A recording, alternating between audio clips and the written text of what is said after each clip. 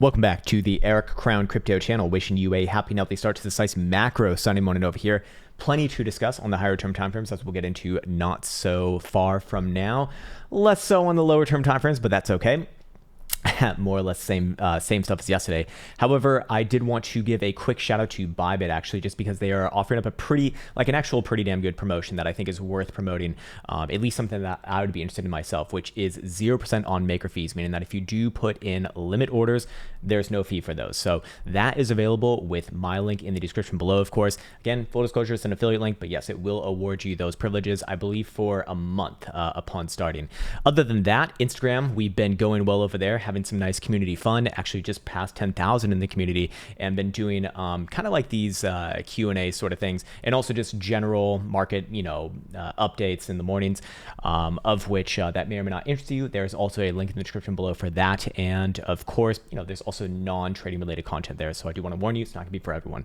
Anyways, cool, let's just jump into it right now. Let's start it off right here with the short-term timeframes. Same shit as yesterday, basically. Bitcoin in the same range resolution to the upside on an hourly would be 21,850 versus a 4 hour above basically that last wick high that we see right here at about 21.7.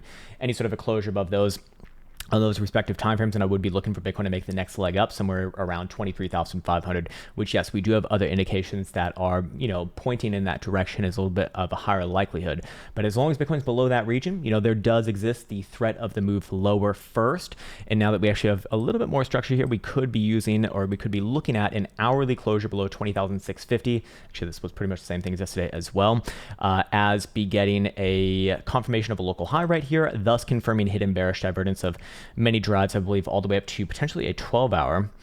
Yeah, it would be up to a 12 hour right here, compared to the highs that we did see at about 22,500. So that is still a bit of a threat in the short-term timeframes, but again, not viable as long as Bitcoin's closing at minimum above 20,650 on a 4 hour, or an hourly above 20,300 or so. If that does happen, I would be looking for a swipe, likely somewhere down around 19,000 bucks first, and then I want to come back to things after that.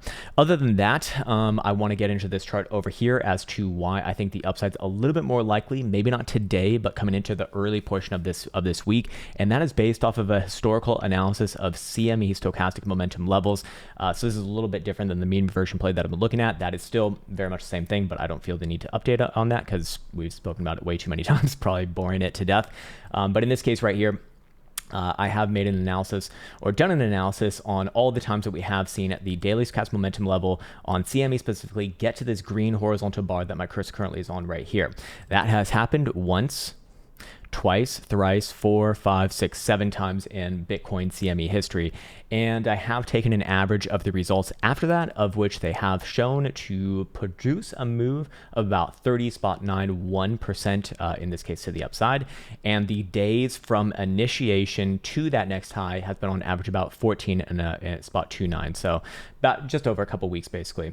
Anyways, CME obviously not trading today, or it will be trading later today. It'll open up later today, but we will naturally see it actually cross the upside, assuming that Bitcoin stays above 20,600. So if you see Bitcoin above 20,600 by end of day, basically when CME opens, then this criteria will be fulfilled. We'll see across the upside.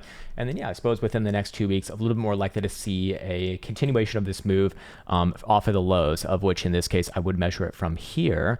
And that would put about 30%, perhaps even as high as the mid 20,000s, probably somewhere around 25. And if things really get crazy, you might even see a gap fill, assuming that would play out. But here's the thing, that is an average. There is some variance in those calculations. And then also it depends upon where things kind of open up today. So that'll be a very, very, very, very interesting thing to kind of follow up on tomorrow. Obviously right now we just don't even have CME trading, but if you do see things essentially maintain above 20,600, that is the big pivot point for not just the higher term timeframes like a daily, but also, as we discussed earlier, the lower term timeframes like a 4 hour. All right, cool. Let's get into the fun stuff now. Let's get into the macro. Oh yes, that was the other announcement I wanted to make. I'm also going to release a video today.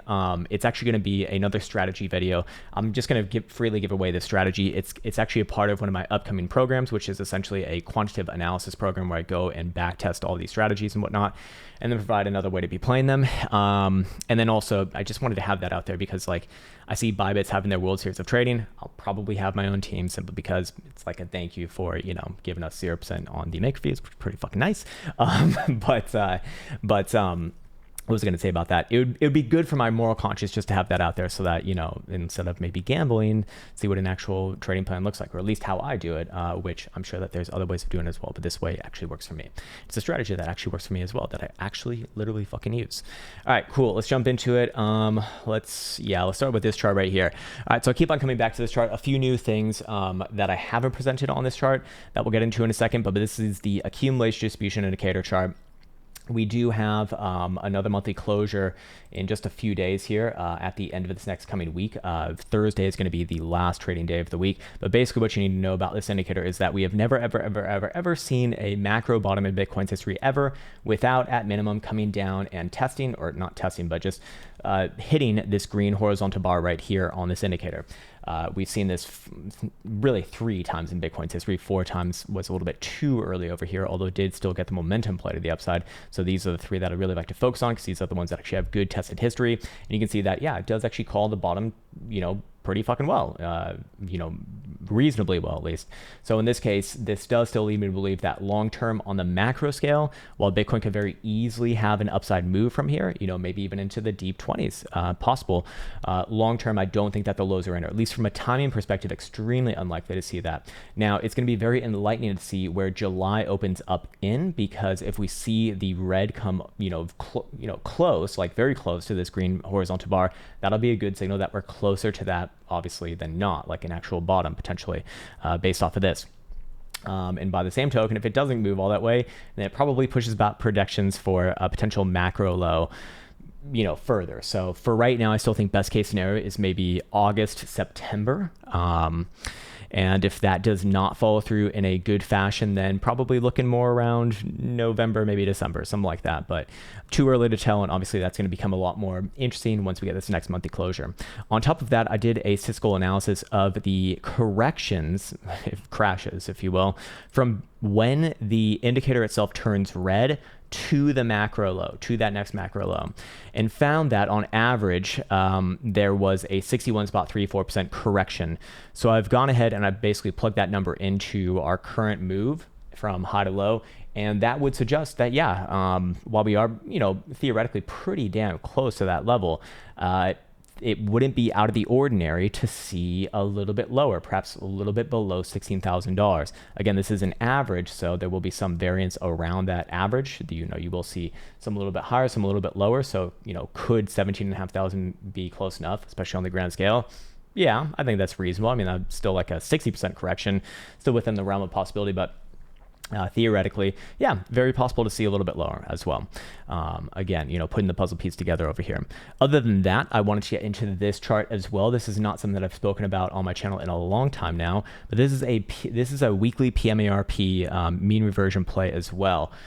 Doing the same analysis on this. So what essentially is the signal? I'm on a weekly, I'm looking at PMARP, and I'm looking at it when it gets specifically below like 3 percentile, preferably even lower than that. So for example, we saw one recently in middle of January. That was this move over here, preparing for about a 46.69% bounce done over the course of 63 days. And, you know, one before that we already saw, you know, relatively recently in the last year was the May bounce, again, hitting that same level, getting a 77.69% bounce done over the course of 112 days before that first sort of local high right there, as you can see. I've gone ahead and done this throughout the whole history of Bitcoin, basically.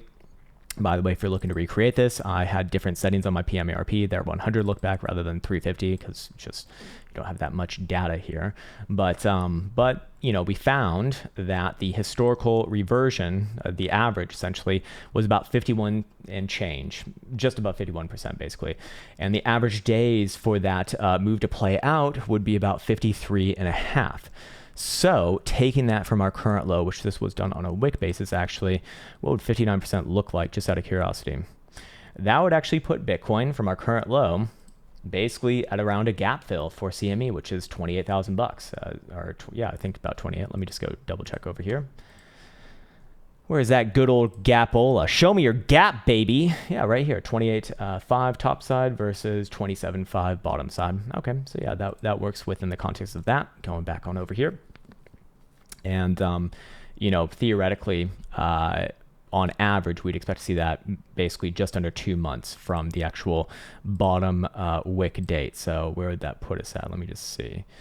Like, here basically, which would be, end of July. So July, is that going to be a month of bounce-olas? Perhaps yes. I do see more indications pointing towards that than not.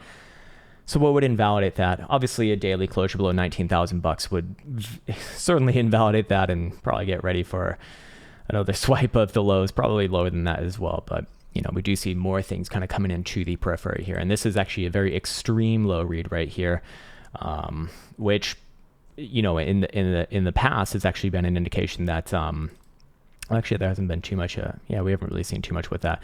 But what I was going to say was that sometimes you will see it base off there for longer, so we might see a bit of a range form here on the weekly and then the bounce attempt. Problem is that, as we kind of looked at earlier, that bounce, I don't think it's a bounce if you're a very long-term investor that you're looking for, or at least I would not be looking for. I do think that very likely does get rejected, very likely. But of course, we'll follow up on that as time goes on. Other than that, how deep into this video are we? 11 minutes. Let's check out something. Should we check out this? Yeah, let's actually check out this. Might as well bring this one up. Let's see, biweekly deviations. Here we go. Okay, so in this chart, we're just looking at the 55 exponential moving average, which is the green moving average right here, and we're looking at the deviations on an actual break of that time frame on the 2-week time frame to the next major low. Again, just looking at things from another way, kind of getting an idea of what's like an extreme correction here. You can see that the plays on this have been rather uniform in a way. Average deviation from the 55 has been about 46 and a quarter percent. So taking that from our 55 right here, we're actually already there. That was $18,500. So that'd be a little bit more on the Bula hopium side, I do think. At least for probably a bounce. But I do think this little LARP line over here, I think that's probably best case scenario, mostly based off the accumulation distribution indicator chart, where we get initial bounce, gets faded, comes down a little bit lower, everyone starts talking about 4-digit Bitcoin, and then gives another bounce and puts in a higher low, maybe around end of summer, something like that. You also notice the 0.5 fib there is about $15,000 or just over, so that's kind of in alignment with the indications that we looked at on the accumulation distribution indicator chart, and then also the 200 simple on this time frame will start to hook around there sometime later this summer as well. Just thought that was interesting. A little bit less well tested though, to be fair. Other than that, I wanted to show this over here, Google Trends. I always think that this is interesting, kind of just looking at, well, when do people think Bitcoin is dead, right? Well, you can see that as far as worldwide searches go, this past week or a couple of weeks has been the most searched for that term, compared to the only other time that we've seen even higher was basically 2017, 2018 on the last macro highs, basically. So I did think that was rather interesting, and it's actually mostly America. Canada, really, actually Canada is the one that's looking at Bitcoin the dead most. They say 100. Australia is 89, America is 79. America is a little bit too fucking bullish, huh? Those Aussies and Canadians, a little bit more on the pessimistic side. Oh, and Singapore as well, it looks like. And Nigeria, what's funny? I actually look at my statistics sometimes, and there's a lot of Nigerians who watch this channel. That's awesome. Fucking cool, man. I don't even know where that is on a map, but that's because I'm an American, and it's very embarrassing. But more power to you. It's good to have an international community here. That's fucking cool. Cool. All right. So should we get into the doomsday or stuff? Fuck yeah, man. We should. Let's scare the shit out of everyone right now. Okay. So let's do this. I'm going to show you a chart of S&P 500 going all the way back to the Genesis, I think, back to 1871, 1871, not 1971, but 1871. Anyways, if I'm trying to make the biggest, baddest bear case, it would be this. It'd be, hey, we're no longer in Kansas, bitch. And this liquidity bubble's popped, and you can't rely on any former models because they're all going to be bullshit, because it's just a completely different environment now, and maybe that's 100% true. We also see a bearish engulfing dildo on the 6-month chart. When was the last time we saw something like that? When was one of the only times we've seen something like that? How about 1973? A very similar environment, actually. Very similar in a lot of ways. Correction came all the way down to the 55, even wicked below it. Have we ever seen a bearish engulfing other than that? Oh, yes, we have. 1929. it didn't just come back down below the 55. It fucking shouted it and took out all of the people from the prior decade. That's nasty. Do we have any other bearish engulfing dildos? I'm sure someone will say this one is. No, it's not. Did not close below the prior low. For fuck's sake. Yeah, other than that, I actually can't find another bearish engulfing. And on top, to top that off, we have bearish divergence on the 6-month chart. Bearish fucking divergence on the 6-month chart. 1-2 drives. You know, I would find it very difficult to believe that we don't see, or it's not that I find it difficult to believe. It's like, how can you not find it difficult not to believe that things come down, you know, maybe somewhere around 3,100 to 2,900 on S&P, you know, and if the markets are correlated, which they are, or at least we have no evidence to support that they're not, and more importantly, as of this moment, that can change over time, then, you know, what is that going to look like for Bitcoin? Because Bitcoin trades in a higher beta fashion to traditional markets. So that would be from here, another 25% dump OLA. So in Bitcoin terms, that's like 30 to 40%, at least 30%, probably more like 40%. You know, that's probably your low teens if you really want to get bearish there, and that would just be the 21. I mean, all of those prior corrections with those criteria have been down to the 55. And to put this into perspective, despite you know all of this pretty hefty downside right here, which has been, you know, very intense, no doubt about that, we're still well above, like well above where 2022, you know, that whole thing happened. 23% from to where things are trading right now. Now, to be fair, like, how close do we get on that wick is the real question. 16%, still pretty far away, to be fair, in traditional market terms. And here's the thing, like, if this was a liquidity bubble, which I believe it was, and I'm not like coming up with this statement, but you know, I think that people who are smarter than me, especially when it comes in terms of macroeconomics, they've kind of made a good case for that, and I would agree with that. Well, you know, the whole thing is that after March 2020, well, you know, what happened? The Fed basically opened up the money printers. It actually doesn't work like that. They literally just add zeros in a data bank. Like, it's kind of gross, actually. And they started, you know, buying assets basically, which is kind of fucking crazy as well, to avoid a recession at that exact moment. But basically what they did was, or at least from what I understand and what we're looking at, is they pushed a recession back in time. And so would it be reasonable to believe that we probably come back down to those levels alongside the technicals that do kind of support that? Yeah. And it wouldn't even just be that, but like maybe even wash out below it as well. I mean, if you really want to get nasty, I would, if you really want, like, if I was truly getting into my doomsday or perspective, I'd say down to 1,700, but I can't say that right now because it's not like a reasonable target. I'll just be saying that based off of the past as like a worst possible case scenario, but certainly not my first case scenario in this particular endeavor. Other than that, this is probably a good place to leave off on this video. I was going to look at the quarterly as well because I will be closing relatively soon, but hey, the quarterly wrecked as fuck. 1, 2, 3 drives bearish divergence. That's on traditional markets. Bitcoin is like it's already on the 21 and failing there. You know, not great as far as quarterly goes. So that would be another chart that would make me certainly more on the bearish side. And the 6-month chart for Bitcoin is literally reversal. So that's really nice. All right, cool. I think that's a good place to leave off on this video. I want to be signing off yet again. Take care. Wishing you well as always. Much love and see you hopefully soon.